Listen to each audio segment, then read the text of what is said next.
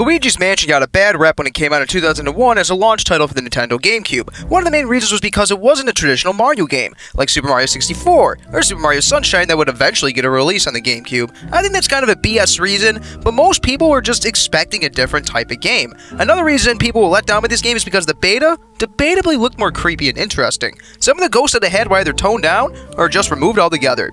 Either way, I want to look at this gem again, as it's been a while since I've played it. So the plot goes like this. Luigi has won a mansion as part of a contest that he didn't even enter. For whatever dumb reason, Mario decides to go and check it out all alone. Luigi eventually arrives with a map in his hand, far after Mario has arrived. Luigi enters the mansion, but realizes that he can't go further because all of the doors are locked. Luckily, a ghost is kind enough to give Luigi the key to open up the door in the mansion. He enters the door and a gold ghost suddenly tries to hurt him. However, this ghost is stopped by an ugly-ass midget with a vacuum cleaner. The ghost flies away, leaving Luigi alone with this goblin thing. The goblin is named Gadd. He then introduces himself to Luigi and tells him that the mansion is haunted. 3 golden ghosts come out of the darkness, prompting Luigi and Gadd to run out of the mansion. Back at Gadd's hut, he tells Luigi that he saw his brother Mario run into the mansion, but never come back out. Gadd decides to give Luigi the vacuum that he used to scare the gold ghosts away. The vacuum cleaner is called the Poltergust 3000, and it is very handy for sucking up ghosts. Gadd takes Luigi to a training room to test it out. 10 ghosts will attack the player, and they can see how many they can suck up.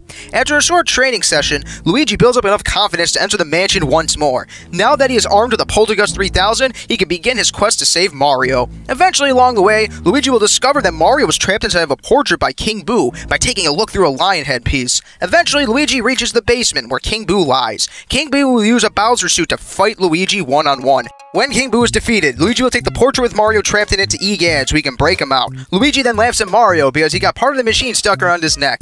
That ending always made me very happy for some odd reason. The basic gameplay of Luigi's Mansion consists of exploring the mansion, solving light puzzles, and of course, sucking up ghosts. To typically suck up a ghost, Luigi will have to shine the flashlight on the ghost's heart. This will stun them for a little while. When they are in this state, Luigi can proceed to suck them up. The light will stun them longer if the ghost is closer to the flashlight itself. There are several types of ghosts, including the gold ghosts, who actually don't do too much. If Luigi gets close to one, they will punch him. The purple punchers will try to give Luigi a left or right hook, with successive hits doing more and more damage. The blue twirlers slap the ground, which created a shockwave that hurts Luigi. They are pretty damn sturdy, having an HP value of 30.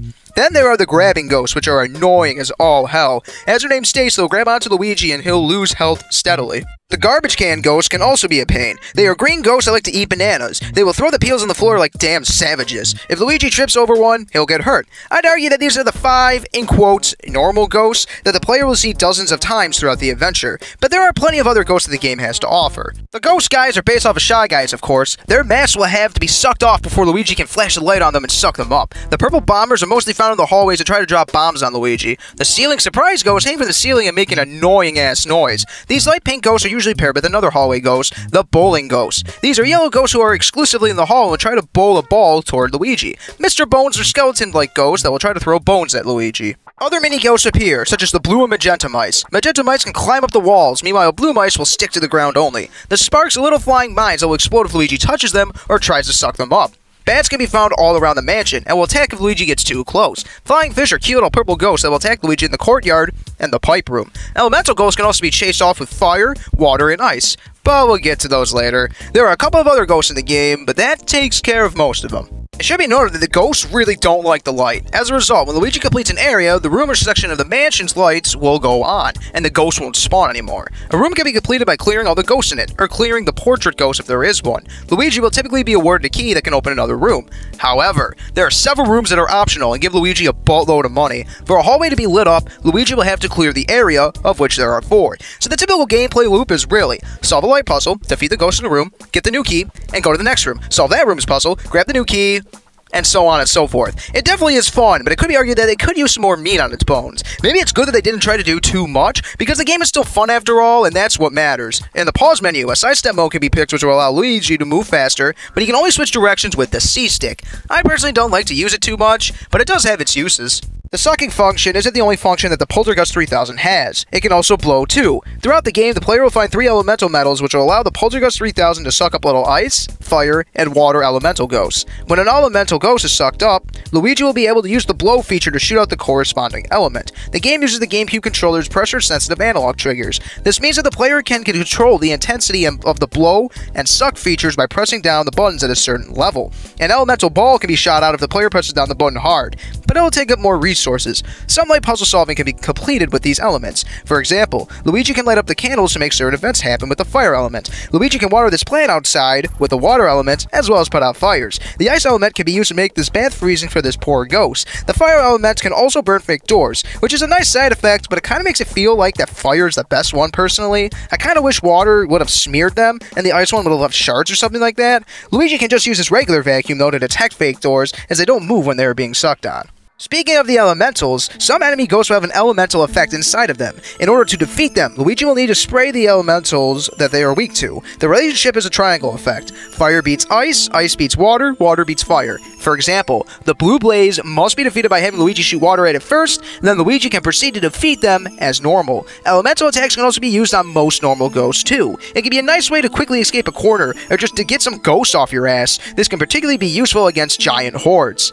However, if Luigi can suck up multiple ghosts at once, they are guaranteed to drop a heart. This is helpful, especially in the hidden mansion where Luigi takes double damage. If Luigi loses all of his health, the player will suffer a game over, with a particularly creepy goodnight message being said. I love the personality that this game has. The game has several portrait ghosts that are super memorable. Like, how can one forget fighting Chauncey? The way he shrinks Luigi down and fights him in the crib is just a brilliant idea, I think. Or how about playing all the instruments to fight Melody Pianissima and guessing the correct tune? I always remember fighting that fat-ass Mr. Lugs. I love how they're little waiter ghosts that are trying to replenish his food. Hitting Biff Atlas with the punching bags is just a clever way to make like a buff ghost vulnerable to getting sucked up. Watering Spooky's water dish with the water elemental was also super cute. I love how Vincent Van Gogh makes his own paintings come to life and attack the player. The final fight against King Boo in Bowser's suit is such a neat idea. The ghosts in this game just have so much more personality than in Dark Moon or Luigi's Mansion 3. I personally think this is easily the best Luigi's Mansion setting-wise. It both feels a bit creepy, but at the same time, it kind of belongs in the Mario universe.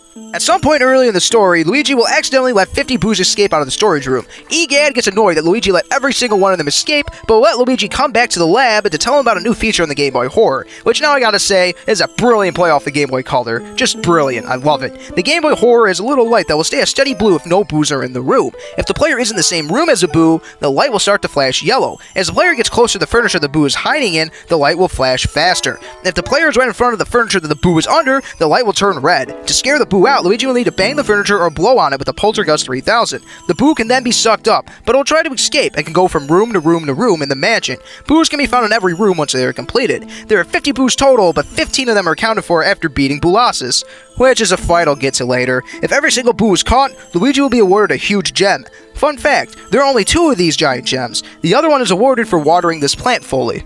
As the point of the game is to find Mario, Luigi can find 5 of Mario's items throughout the mansion and bring them to Madame Clairvoyant. The items are Mario's hat, shoes, letters, star, and glove. She will take each of the 5 items and give Luigi more detail for each of the 5 items. After she is done with the last item, she runs out of power and decides to let Luigi suck her up. Speaking of that, when Luigi is done with each of the 4 areas, Gadd will tell Luigi to come back so he can turn them back into paintings using his ghost portificationizer. However, one may notice that the frames come out differently for the ghosts. Why is that exactly? This gets into the completionist aspect of Luigi's Mansion. The first thing to note is that the gold frame requirement is different for the area bosses. There are 4 area bosses, which are Chauncey, Bogmire, Boolossus, and of course, King Boo. To get a gold portrait on these, Luigi must finish the boss fight with at least 90 health. If Luigi has 6389 health left, he'll be granted a silver portrait. If Luigi has below 60 health when the fight ends, he'll receive an ugly-ass bronze portrait. For the other portrait ghosts, it's actually based on how long Luigi can string damage with the poltergust. To get the golden portrait, Luigi will need to suck up at least 90% of health in one go, which will also net him a nice big pearl. If Luigi can suck up 50% to 89% in one go, he'll get a silver portrait and a medium-sized pearl. Anything below that nets him a bronze frame and mini pearls. The player can go to the gallery at any time to see all of their portraits. It can definitely be pretty brag-worthy to get them all gold, but I eat too much shit to do that. Here, I almost got the gold portrait for King Boo. Then I got hit by Bowser's Ice near the end of the fight. It wasn't controller breaking rage or anything, but I did contemplate if life had meaning after that point. The game itself is super short. I completed the regular mansion in about 4 hours, and I was taking my time looking for that moolah. I completed the hidden mansion in about 3.5 hours, which I'll get into the differences in a minute. The money in Luigi's mansion is purely for completionists. There are no upgrades you can buy. You can't use them to fight somehow. They are just there so Luigi can buy a mansion at the end of the game. Two ghosts that I deliberately didn't talk about sooner are the golden mice and the speedy spirits. The golden mice have a 20% chance to spawn in specific dark rooms. Another way to find them is to use the Gameboy Horror scan feature on a piece of cheese. If done correctly and in a dark room, the golden mouse will appear and try to escape. Speedy spirits are fast blue ghosts that are optional to find and can only appear when it's dark. They have about a dozen spawn points, and both of these two ghosts give Luigi mad money when caught. They sometimes drop gems too! The player can see a breakdown of the gems they have, and each of their worth by hitting Z. This will also open up a menu on the Gameboy Horror, where the player can see what portrait ghosts they have caught. After the game is completed, the player can unlock the hidden mansion. In the NTSC version, there are only two differences. Luigi takes double damage, and the poltergust deals 1.5 damage. This is done so getting the golden frames for the portrait ghosts is much easier. The double damage is no joke either. If the player lets down their guard, things can go bad very quickly. It definitely spices up the gameplay a decent bit, and it feels genuinely different. It's satisfying to watch the ghost's health go down extremely quickly in the hidden mansion. The mansion itself, though, identical. In the PAL version, there's actually a huge list of differences, and to get the A-rank mansion at the end of the game, the hidden mansion must be played because more money is awarded for catching golden mice and speedy spirits, on top of there just being more money spawning in general. So now we get into some of the flaws with Luigi's Mansion. The one that comes into the forefront the most in my opinion is the backtracking. Before this playthrough, I thought people over-exaggerated the backtracking element of the game, especially toward the end though. It just gets tedious. It asks the player to go to the basement, then travel back to the third floor several times towards the end of the game, in succession. There is a method of fast travel, and it is in fact needed to escape the sealed room. The player must take the Gameboy Horror scanner and scan a mirror. This will bring Luigi back to the main foyer. That is it. That is the only method of fast travel in the entire game. It's better than nothing, sure, but sometimes it can be pretty difficult to find a nearby mirror, at which point I just say, screw it, and go by foot. There's also this key that is unlocked by running on the treadmill. This is pretty clever, I'm not gonna lie, but on my normal mansion playthrough, I didn't notice that's how you unlock this door, so I had to go back around the courtyard every time I needed to get through that area. By the time I remembered, I was almost at 50 boos, so it wasn't even really that helpful. Another thing that is pretty annoying is hunting for boos later in the game. They can have up to 300 health, and they'll just bounce around room to room to room. It's annoying only getting like 50 health at times and chasing them. Sometimes when they're in the hallways, they'll receive such little damage from the poltergust for whatever reason. Maybe they take less damage in incompleted rooms? I'm not really sure, but towards the end of the game, catching boos is simply a chore. The last thing that I'll pick on is the file saving system. The player can save the game by talking to toads that are sprinkled throughout the mansion. I'm annoyed when the games have arbitrary saving spots, and this is that 100%. They're sprinkled around the mansion decently, but it's annoying if something comes up and you have to leave the house quickly or something. The game also prompts the player to save after catching a boo, which helps as well because yes, there are 50 of them. I really wish all games just had a save system built into the pause menu, like Skyrim or something. Okay, I lied. I'm picking on a couple more things here. The Boolossus boss is just horrible. God, I hate this goddamn boss. There are 15 boos on the balcony waiting for Luigi. The player defeats it by freezing all the mini boos and sucking them up. However, when there are only a few left, they will fly away whenever Luigi blows ice. The player has to like bait and switch, but this can be nerve-wracking, especially in the hidden mansion where double damage occurs. The boos always manage to get cheap shots in, and it is just so annoying. The mini mushroom is also just a horrible item. I get the point that it's supposed to be harmful, obviously, but making the player like not be able to do much of anything, like you can't use the vacuum, you can't bang furniture, you just can't do anything. It's just such a horrible, like, oh, such a bad idea. At least Luigi can scream Mario's name in a very high pitch now.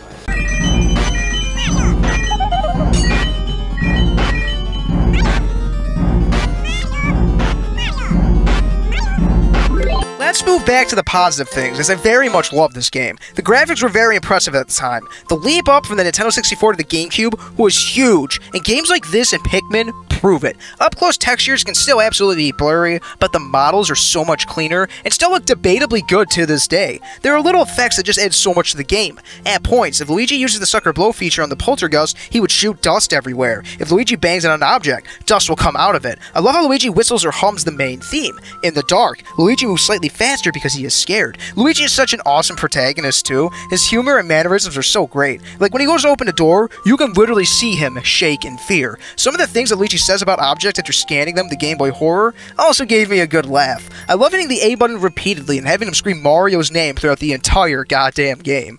There is a point in the game where lightning strikes the mansion and causes a blackout. This makes all the lights go off and ghosts spawn like mad. I love this part of the game because it's just so unexpected the first time. This part can actually be pretty difficult if one gets a bit careless. Like here, I was rushing and I tried to get into this mouse hole, and I got attacked for it. I also got attacked on my way out, and this was during the hidden mansion portion, so I took a good bit of damage. New Speedy Spirits also spawn during the blackout only, which is a neat idea. It encourages the player to explore every inch in the mansion again.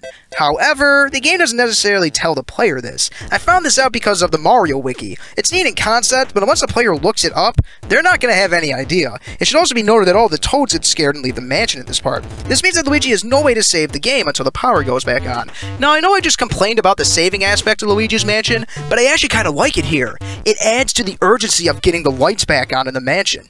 Speaking of Pikmin, there is a Pikmin video that can be watched under settings. I love seeing beta footage of games and spotting the differences between the final release. Yeah, I'm weird like that. There aren't any other modes that one could dive into, though. If one has played through the Hidden Mansion, they can start it over again and the number next to the save file will go up, but there will be no difference. Like, after the Hidden Mansion, one has experienced pretty much everything that there is to Luigi's Mansion. It kind of reminds me of Pokemon Snap in that sort of way. The player must really like the single-player experience and just roll with it. It's super short and fun. This makes it great for replays, especially when you combine, like, the addictiveness of collecting money to get the Rank A mansion. There are no extra challenges, no multiplayer modes, no boss rush. There's the main game and the Hidden Mansion, and I guess if one is ambitious, getting all gold portraits, that's really it. Not to say that wouldn't take a long time though. Getting all gold portraits, that's no joke. So, that is, more or less, Luigi's Mansion. I adore the game's atmosphere and character. The portrait ghosts are damn incredible. Luigi's mannerisms are fun to watch. The gameplay, although a bit simple, is still fun. The exploration aspect is also great. Banging various pieces of furniture and other objects for money and gems is amazing. It could be argued that it's still a bit short, and that another mode to accompany the main story would have gone a long way with a short game like this. But I still love what we got. Luigi's Mansion is a strong 6 out of 7 from me. Not quite masterpiece territory in my mind, but I still adore this game.